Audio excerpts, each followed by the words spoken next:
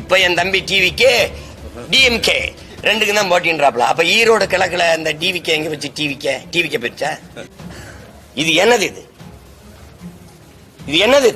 இது மாசா தூசாது என்ன மாசு?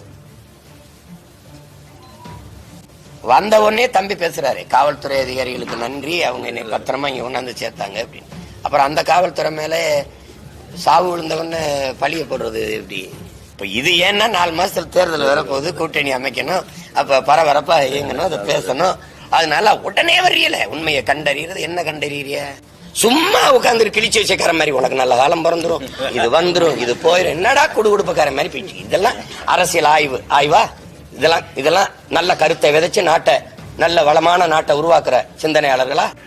அப்ப இந்த உண்மை கண்டறியங்களும் உறங்கிட்டு இருந்துச்சா? ரொம்ப கூர்மையா பார்க்கும்போது குருடா இருந்துச்சா? சொல்லுங்க. பார்வையற்று போயிருந்துச்சா? 40,000 ஓட்ட தூக்கி விட்டுருச்சு இந்த கட்சி. ஆமாவா இல்லையா சொல்லுங்க. நானா அந்த கதை சொல்ற மாதிரி நினைச்சிருக்கீங்க. 40,000 பேர் வாக்க தூக்குச்சு.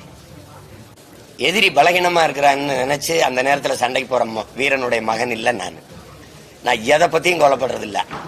20 நாடுகள் எதிர்த்து நின்ற போத பயப்படாம நின்று சண்டை ஓட்ட வீரனுடைய மகன் நான்.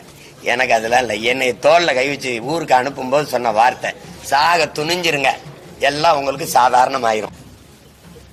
என்ன கண்டறியீங்க? ஒரு நியாயத்தை பேசுங்க. இப்போ நான் ஒரு நிகழ்ச்சிக்கு வந்திருக்கேன். இந்த நிகழ்ச்சி நான் வரலைன்னா நிகழ்ச்சி இருக்குமா? ஒரு கேள்வி நீங்க எல்லாம் சொல்லுங்க. கூடவில்லை, நான் வர்றதானே நிகழ்ச்சி. நான் வரலைன்னா இந்த நிகழ்ச்சி இருக்குமா? இப்ப நான் வரலைன்னா இந்த கூட்டம் நடக்குமா?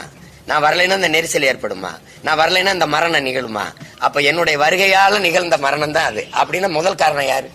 இதை ஊக்கப்படுத்துறது நீங்க எல்லாம் தான் காரணம்.